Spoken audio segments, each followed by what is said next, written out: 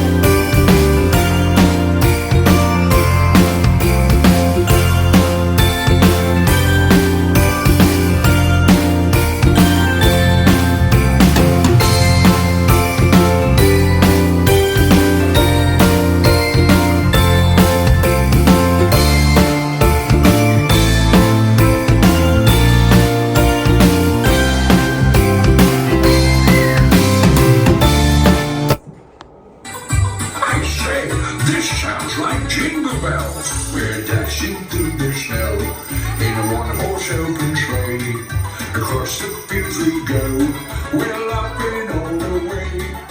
Bells on the open sleigh, we're dashing through the snow in a one-horse open sleigh.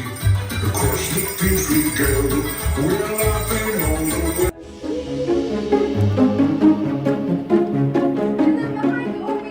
Are you guys ready for the grand hall?